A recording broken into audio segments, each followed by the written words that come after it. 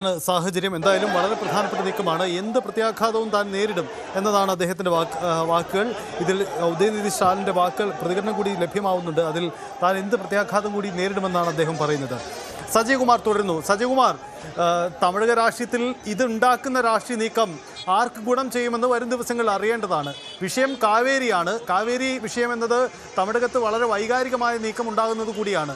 ഒരുപക്ഷെ പരാമർശങ്ങളിലെ വീഴ്ചകൾ ഉണ്ടെങ്കിൽ പോലും അതിനെ രാഷ്ട്രീയ സാധ്യതയാക്കാൻ DMK ശ്രമിക്കുമോ? എന്താണ് അവിടെ നിന്നും ഉണ്ടാകുന്ന നീക്കങ്ങൾ? സജിത്ത്, തീർച്ചയായും. അതായത് അറസ്റ്റിനെ തുടർന്ന് പോലീസ് വാഹനത്തിൽ നിന്ന് ഉദയനിധി മാധ്യമങ്ങളോട് പറയുകയുണ്ടായി. അതായത് ദ്വയാർത്ഥ പ്രയോഗത്തെക്കുറിച്ച് വ്യാജ വാർത്ത കെട്ടിച്ചമച്ച് ഒരു കള്ളക്കേസ് ജാമ്യത്തിൽ പുറത്തു വരാൻ സാധിക്കാത്ത വിധത്തിൽ വകുപ്പുകൾ ചുമത്തി കള്ള കേസ് ഫയൽ ചെയ്തിരിക്കുന്നു എന്നാണ് അദ്ദേഹം മാധ്യമങ്ങളോട് പറഞ്ഞത്.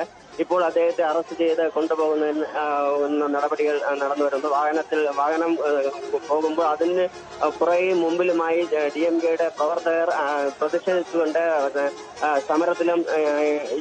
സമരത്തിലും ഏർപ്പെടുന്നു. ഈ ഒരു വല്ലാത്ത സംഘർഷാവസ്ഥയിലാണ് തമിഴ്നാട് രാഷ്ട്രീയം പോയിക്കൊണ്ടിരിക്കുന്നത്. നാളെ നിയമസഭ തുടങ്ങാനിരിക്കുന്ന സാഹചര്യത്തിൽ നിയമസഭയിൽ മേഘദാതു പ്രശ്നം ഉദയനിധി ഒരു വലിയ പ്രശ്നമായി കൊണ്ടുവരും എന്ന് ഇന്നലെ തന്നെ പ്രഖ്യാപിച്ചിരുന്നു. അതിന് നിയമസഭയിൽ ഉദയനിധിയുടെ പ്രാതിനിധ്യം ഒഴിവാക്കാൻ വേണ്ടിയിട്ടുള്ള ഭരണപക്ഷമായ TVKയുടെ ഒരു രാഷ്ട്രീയ നടപടി എന്നുകൂടി വിലയിരുത്തപ്പെടുന്നുണ്ട് രാഷ്ട്രീയ നിരീക്ഷകർ. ഇപ്പോൾ തീർച്ചയായും വരുന്ന ദിവസങ്ങളിൽ ഈ അറസ്റ്റും ഇതിനെ തുടർന്നുള്ള സംഭവങ്ങളും മേഘദാതു പ്രശ്നവും കൂടുതൽ വിഷയമാക്കി DMK വലിയ പ്രചരണം ജനങ്ങളിലേക്ക് എത്തിക്കുമെന്നാണ് അറിയാൻ കഴിയുന്നത്. ഇപ്പോൾ അറസ്റ്റ് നടപടിയുമായി പോലീസ് അറസ്റ്റ് ചെയ്ത് കസ്റ്റഡിയിലെടുത്ത ഉദയനിധിയെ കൊണ്ടുപോകുന്ന ദൃശ്യങ്ങൾ നമുക്ക് കാണാം. ഇനി ഉച്ചയ്ക്ക് ശേഷം അഭിഭാഷക സംഘം DMKയുടെ അഭിഭാഷക സംഘം ചെന്നൈ ഹൈക്കോടതിയിൽ ഹർജി സമർപ്പിച്ചിട്ടുണ്ട്. ഇതിനെ തുടർന്നായിരിക്കും ഉദയനിധി ഇന്ന് റിമാൻഡ് ചെയ്യപ്പെടുമോ അല്ല ചോദ്യം ചെയ്തതിനു ശേഷം പുറത്തു വരുമോ എന്നത് കൂടി അറിയാൻ സാധിക്കും. ഇപ്പോൾ ചെന്നൈയിലും അതേപോലെ തമിഴ്നാട്ടിന്റെ പല ഭാഗങ്ങളിലും ഇതിന്റെ പ്രതിഷേധം പ്രകടിപ്പിച്ചുകൊണ്ട് പ്രവർത്തകർ വലിയ പ്രതിഷേധ സമരങ്ങളിലും ഏർപ്പെട്ടു വരുന്നു. സജിത്ത്, യെസ്, അതാണ് സാഹചര്യം. ഇതിലൊരു പ്രധാനപ്പെട്ട കാര്യം, ഈ തമിഴകത്തിൽ ജലപ്രശ്നങ്ങൾ വളരെ വൈകാരികമായ പ്രശ്നമാണ്. കർണാടകയും തമിഴ്നാടുമായി വർഷങ്ങളായി നീണ്ടു നിൽക്കുന്നതാണ് കാവേരി ജല തർക്കം. ഇതിന് പുറമെ ഈ വിവാദം കൂടി ഈ പശ്ചാത്തലത്തിൽ ഉയരുമ്പോൾ താൻ തമിഴ്നാട്ടിലെ ജനങ്ങൾക്ക് വേണ്ടി സംസാരിച്ചതിനാണ് ഈ നീക്കമുണ്ടായത് എന്ന വാദമൊക്കെ ഉയർത്താൻ ഒരുപക്ഷെ DMKയും ഉദയനിധി സ്റ്റാലിനും ഒക്കെ ശ്രമിച്ചേക്കാം. ഇത് തമിഴകത്തെ പ്രതിപക്ഷ നേതാവ് തന്നെ ഇങ്ങനെ ഒരു അറസ്റ്റ് ഉണ്ടാകുമ്പോൾ അതിൻ്റെ രാഷ്ട്രീയ തുടർ നീക്കങ്ങളുടെ സാധ്യത എങ്ങനെയാണ് ഉണ്ടാവുക വിനോദ്? തീർച്ചയായും തമിഴ്നാട്ടിൽ വലിയ കോലാഹലമുണ്ടാക്കുന്ന വലിയ സംഘർഷത്തിനൊക്കെ വഴിവെക്കുന്ന തരത്തിലുള്ള അറസ്റ്റിലേക്കാണ് കാര്യങ്ങൾ പോയിരിക്കുന്നത്. ഇത് തീർച്ചയായും സഹിത്ത് DMKയെ സംബന്ധിച്ച് അവരുടെ അണികളെ വേദനിപ്പിക്കുന്ന ഒരു കാര്യമാണ്. ഇപ്പോൾ തന്നെ തെരുവിൽ നമുക്ക് ആ ദൃശ്യങ്ങൾ കാണാവുന്നതാണ്. DMK പ്രവർത്തകർ തെരുവിലിറങ്ങിയിരിക്കുന്നു. ഈ പോലീസ് വാഹനം തടയുന്ന നിലയിലേക്ക് അവരുടെ നടപടി ഉണ്ടായിരിക്കുന്നു. ഉദയനിധി സ്റ്റാലിനുമായുള്ള വാഹനം ഇപ്പോൾ പോലീസ് അത് മുന്നോട്ട് കൊണ്ടുപോകാനുള്ള ശ്രമം നടത്തുകയാണ്. ഇപ്പോൾ ചുമത്തിയിരിക്കുന്ന വകുപ്പുകളുടെ വിവരങ്ങൾ കൂടി പുറത്തു വന്നിട്ടുണ്ട്. സഹിത്ത് വകുപ്പ് 196 മതം, വംശം, ജന്മസ്ഥലം, താമസം, ഭാഷ, ജാതി അല്ലെങ്കിൽ കമ്മ്യൂണിറ്റി എന്നിവയുടെ അടിസ്ഥാനത്തിൽ വിവിധ ജനവിഭാഗങ്ങൾക്കിടയിൽ ശത്രുതയോ വിദ്വേഷമോ വളർത്താൻ ശ്രമിക്കുക. ഇതിനുള്ള ശിക്ഷ 3 വർഷം വരെ ശിക്ഷ ലഭിക്കാവുന്ന കുറ്റമാണ്. വകുപ്പ് 192 ലഹള ഉണ്ടാക്കാനുള്ള ശ്രമം, പ്രകോപനമുണ്ടാക്കുക, ജനങ്ങൾക്കിടയിൽ പ്രകോപനമുണ്ടാക്കുക, ഇതിന് 1 വർഷം വരെ തടവ് ലഭിക്കാം. വകുപ്പ് 352 ഇതിൻ്റെ കുറ്റം പൊതുസമാധാനം തകർക്കാനുള്ള നീക്കമാണ്. അത് പഴയ IPC 504 ആ വകുപ്പിന് തുല്യമായ വകുപ്പാണ്. നമ്മുടെ പുതിയ BNS ഉൾപ്പെടുന്ന വകുപ്പാണ്. ഇതിൽ 2 വർഷം വരെ ശിക്ഷ ലഭിക്കാവുന്ന വകുപ്പാണ്. വകുപ്പ് 79 ഇതാണ് ഈ കേസുമായി ബന്ധപ്പെട്ട് നമ്മൾ കൂടുതൽ എടുത്തു പറയേണ്ടത്. സ്ത്രീത്വത്തെ അപമാനിക്കുക എന്ന ലക്ഷ്യത്തോടെ വാക്കുകൾ പറയുക, ശബ്ദങ്ങളോ ആംഗ്യങ്ങളോ കാണിക്കുക, അല്ലെങ്കിൽ അവരുടെ സ്വകാര്യതയിലേക്ക് കടന്നു കയറുക. നമ്മുടെ പഴയ IPC 509 തുല്യമായ വകുപ്പാണിത്. അതോടൊപ്പം തന്നെ വകുപ്പ് 296B പൊതുസ്ഥലത്തോ അതിനടുത്തോ വെച്ച് മറ്റുള്ളവർക്ക് ശല്യമുണ്ടാക്കുന്ന രീതിയിൽ അശ്ലീലമായ പദങ്ങൾ പ്രയോഗിക്കുക, അല്ലെങ്കിൽ അങ്ങനെയുള്ള വാക്കുകളോ അംഗവിക്ഷേപമോ ഒക്കെ ഉണ്ടാകുക. ഇതിന് 3 മാസം വരെ തടവ് ലഭിക്കും. വകുപ്പ് 61 നിയമവിരുദ്ധമായ കാര്യം ചെയ്യുന്നതിനായി 2 അതിലധികമോ ഉള്ള ആളുകൾ ചേർന്ന് ക്രിമിനൽ ഗൂഢാലോചന നടത്തുക, അങ്ങനെ ഒരു കാര്യം. ഇതെല്ലാം തന്നെയാണ് ഈ വകുപ്പിൻ്റെ ഭാഗമായി വരുന്നത്.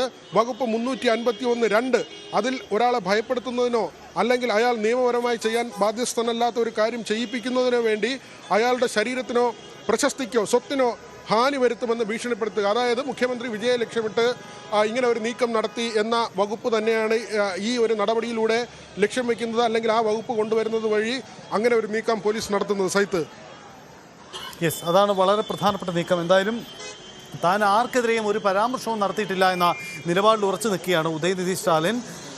ഒപ്പം തന്നെ എന്ത് പ്രത്യാഘാതവും ഇതുമായി ബന്ധപ്പെട്ട് നേരിടാൻ തയ്യാറാണ്. താൻ മറ്റൊന്നും പറഞ്ഞിട്ടില്ല. താൻ വിഷയം ഉദ്ദേശിച്ചത് കാവേരി വിഷയം മാത്രമാണ്. ഇതൊക്കെയാണ് ഉദയനിധി സ്റ്റാലിൻ നടത്തുന്ന പരാമർശം.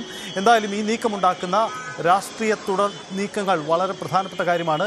തമിഴകത്ത് DMK പ്രവർത്തകർ ഒന്നടങ്കം തെരുവിലിറങ്ങി വലിയ പ്രതിഷേധമുയർത്തുകയാണ്. പ്രതിപക്ഷ നേതാവിനെ കസ്റ്റഡിയിലെടുക്കുന്നു. ഇത് വലിയ നീക്കം. നാളെ നിയമസഭ ചേരുമ്പോൾ എന്താണ് സംഭവിക്കുക എന്ന പ്രധാനപ്പെട്ട കാര്യം കൂടിയുണ്ട്. എന്തായാലും വിജയ്, മുഖ്യമന്ത്രി വിജയ്ക്കെതിരെ അദ്ദേഹം നടത്തുന്ന പരാമർശമാണ്. കാവേരി വിഷയമാകുമ്പോൾ അതിന് വൈകാരികത ഏറുമെന്നതാണ് പ്രധാനപ്പെട്ട കാര്യം. അതുകൊണ്ട് ഈ അറസ്റ്റും ഒരു രാഷ്ട്രീയ സാധ്യതയാക്കാൻ DMK ശ്രമിച്ചേക്കാം. അദ്ദേഹത്തിന്റെ പ്രതികരണം ലഭ്യമാകുന്നു എന്ന് കരുതാം.